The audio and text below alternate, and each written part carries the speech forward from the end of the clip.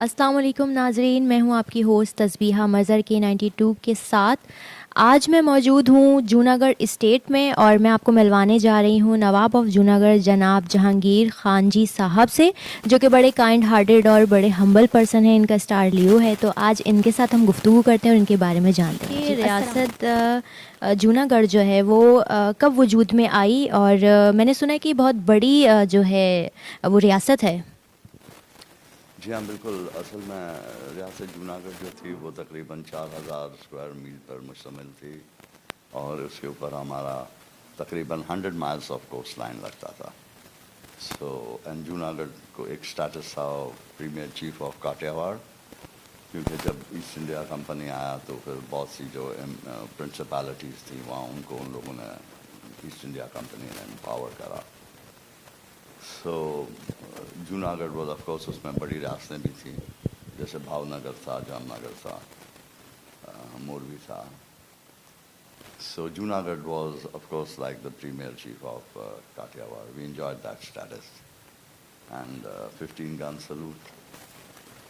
And Allah Ta'ala ने हर चीज़ हमें दी थी वहाँ. पहाड़ थे, पहाड़ों में black granite था.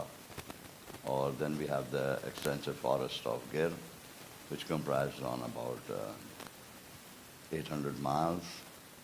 And जहाँ के अब नेशनल जोग्राफिक सोसाइटी ने और एनिमल प्लानट और डिस्कवरी ने बहुत सी वहाँ वो बनाई हैं ये अपने डॉक्यूमेंट्रीज उसके ऊपर. So that is the Asiatic lion.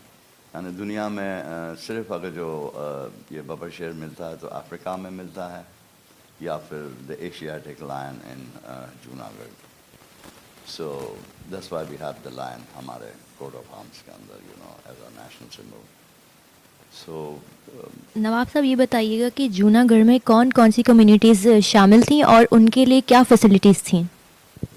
जी हाँ, Junagadh actually was very popular state. There were about 99 किस्म की मुख्तलिफ कौमें रहती थी वहाँ, और जिसमें आपका बहुत बड़ा एक पॉपुलेशन था सिंध का.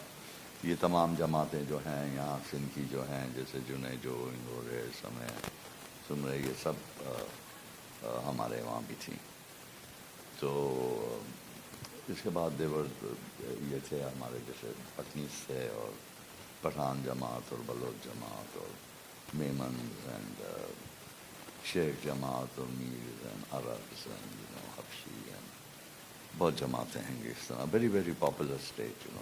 Actually Junagadh was the gateway. पूरी तिजारत जो मिल्ली से होती थी तो वो वहाँ से होती थी through Veraval, which is one of the largest ports now serving ports of India. So it was a, mashallah, Junagadh was अल्लाह की बहुत बड़ी देन थी. पूरा एक concept of a welfare state था. हर चीज़ की उनको फैसिलिटीज थी, कोई टैक्सेस नहीं थे. Education was free right from the very beginning to the highest levels. फिर बच्चों को कपड़ा, ये बोर्डिंग लॉजिंग, सारी बुक्स वगैरह, pencil, everything from A to Z आप कह लें कि were provided to them to encourage education. And mind you, उनका जो स्टैंडर्ड था was very very high. So there were so many education facilities over there. और उसके बाद फिर the hospitals, अगर जो आप हेल्थ केयर की बात करते हैं तो medicines and hospitalization were the express responsibility of Junagadh state.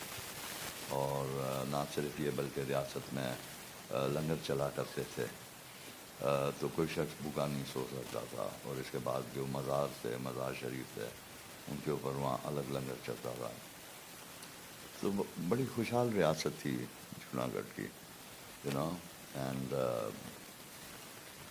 मैं तो कहता हूँ अभी कि अगर जो हमारे पास होती तो आई थिंक कि जो अभी इनके नेक्स्ट 200 ईयर्स से ऊपर जाके भी ये तरक्की नहीं कर सकते कि जो हम इनको तरक्की दे सकते हैं कि in another 20 years to them and the generations.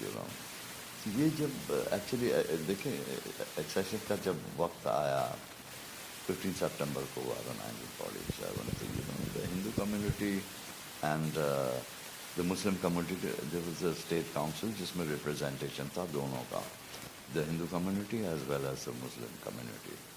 تو ایون جب کیونکہ یہ جب ہمارے دادا حضور نے ایکسیشن کرا تو اس کے ساتھ ان کو اسٹیٹ کاؤنسل کا وزن بھی تھا, ایک ویٹ تھا, یو نو. سو دے سے کہ نہیں Nawab Sahab, we repose our fullest trust and confidence in you. یہ ہندو کمیونٹی نے کہا, تو مسلمس نے بھی یہی کہا. So the people are very very happy, you know. اس وجہ سے دیکھیں کہ وہ رشتہ جو ہے آج بھی 70-75 سال کے بعد ہم یہاں بیٹھے ہوئے ہیں, مگر how can they can never forget the Nawab of Junagadh, because جو کچھ ہے وہ ان کی نگاہوں کے سامنے ہیں, وہ دیکھ رہے ہیں. تو انشاءاللہ وی ہوپ کہ دیر ول بی یو نو انشاءاللہ some sort of achievement in our goals, you know, what we have. That is there, and I think کہ میں تو ہمیشہ کہتا ہوں کہ دیکھیں جتنے disputes ہیں they should be all, you know, sorted out through dialogue. اور جب کوئی ایشوز ہی نہیں رہیں گے کسی کے پیچھے پہ, تو you know then there will be no concept of a war, you know. So